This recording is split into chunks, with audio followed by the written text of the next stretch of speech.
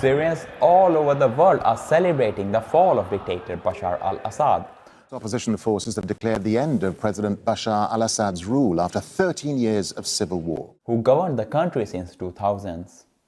He has been criticized for human rights abuses, economic fall, and persecution of political opponents.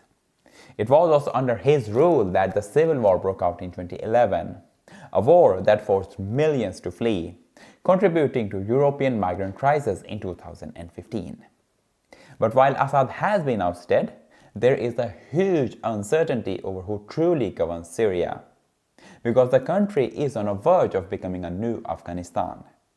The reason being, the Islamist group Hayat Tahrir al-Sham, who has links to Al-Qaeda, has taken over the country and seized power.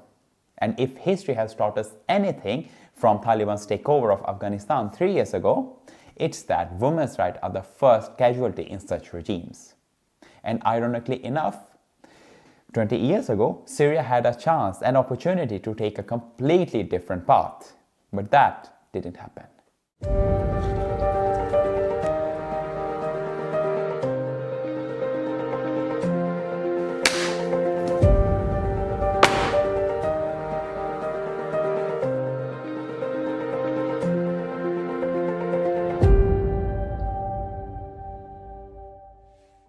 It was on Sunday morning that Hayat Tahrir al-Sham declared Syria free from Bashar al-Assad's rule.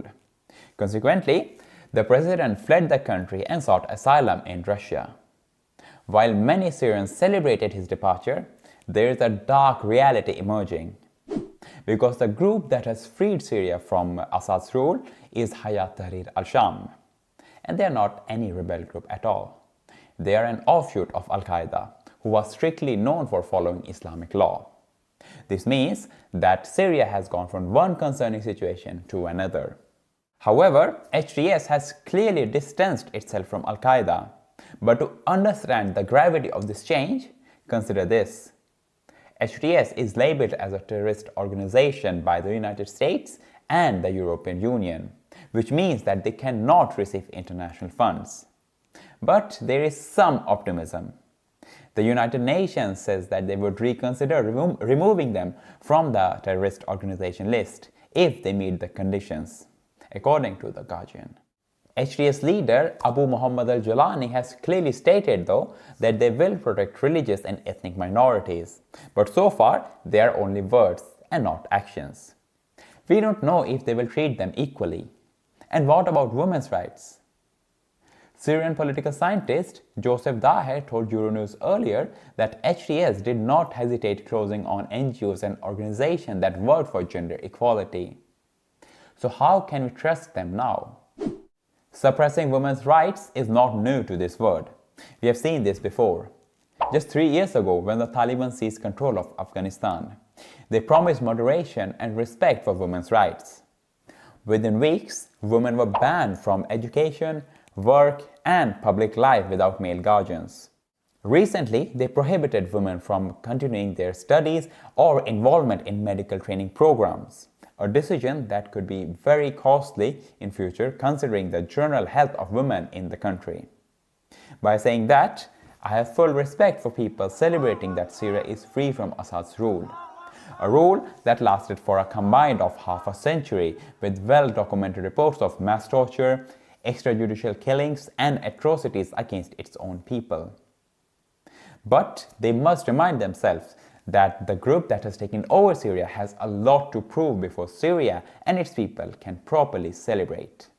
But on the other hand, women are inhaling positive air that this Islamist group won't force them to cover from head to toe. And this fact has been reiterated by Reem Turkmani, a researcher on the Syrian conflict at the London School of Economics. She told CNN last week that they are not going to accept lip service for representation. As Syria enters this new chapter, the question remains, will they simply be trading one form of oppression with another? We don't know, because the future is still uncertain. But what we do know for sure is that 20 years ago, Syria had an opportunity to follow in the footsteps of Jordan and Morocco, moving towards a more modern and liberal path. But what happened then? We need to go back to 2000 when Assad became president. The early days and months of his presidency rule showed promise of reforms that are well known as the Damascus Springs. During this time, Syria saw unprecedented levels of open discussion and civic activism, where people met at each other's homes to discuss politics, democracy, and human rights, topics that had been strictly forbidden under Hafez al-Assad's rule. A lot also happened during this period. Political prisoners were released, independent newspapers were allowed to publish, breaking the state's monopoly on information, and prominent Syrian thinkers published what became known as Statement of 99, a document signed by leading Syrian thinkers calling for democratic reforms. There was also a group calling for multi-party democracy, demands that had been unthinkable under his father's rule. However, Damascus Spring proved to be short-lived, because by 2001, the regime began to reassert control. Opposition figures were arrested, discussion forums were shut down, and independent newspapers were closed. By that time, it was clear Bashar al-Assad was unwilling to allow any kind of democratic reforms that would threaten the regime's grip on power. The period's failure had implications for Syria, its people, and its economy. When protests broke out in 2011 as part of the Arab Spring, the memory of Damascus Spring suppression led many to believe that peaceful reform under Assad was impossible. Looking back, we could say that the Damascus Spring was a missed opportunity for Syria to reform. If Assad has continued with reform-minded policies, the first major impact would likely have been financial. A liberalized Syrian economy with transparent banking systems, reduced corruption, and private sector growth would have attracted significant foreign investment. And not only this, Syria's strategic position between Europe, Turkey, and the Gulf state would have made it to a vital trading hub.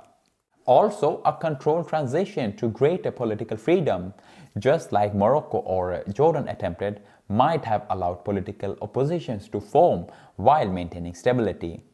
This could have meant that allowing independent press and parties to form.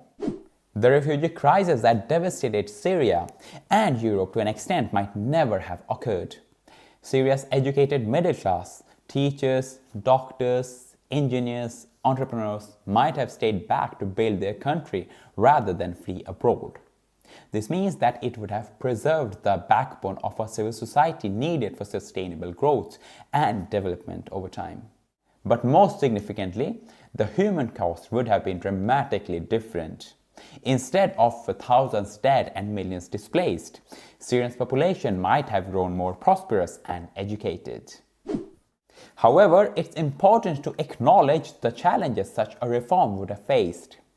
The interest within Syria's power structure, particularly between military and the security services, but also the broader regional tensions, particularly between Iran and Saudi Arabia, would still have posed challenges for Syria's foreign policy. By saying that, countries like Jordan and Morocco have proved that the gradual reform is possible in the Arab world. And Syria's leadership shows us that different choices, particularly made during and after the Damascus Spring, could have led Syria down a very, very different path. History has taught us that moments of transition are both fragile and decisive. 20 years ago, they missed their chance, and today, the parallels are striking. The Damascus Spring offered a glimpse of a democratic future before closing abruptly. Today's transition presents both hope and danger. The choices made in the coming months will be crucial if they can break free from the totalitarian rule that has defined their history. Will HTS promises of moderation prove to be more lasting than Assad's brief flirtation with reform? Or will Syria's people once again see their aspirations for freedom crushed under a new form of authoritarian government? What do you think? Where are Syria heading? A new Afghanistan or a new Jordan? Let me know in the comments below.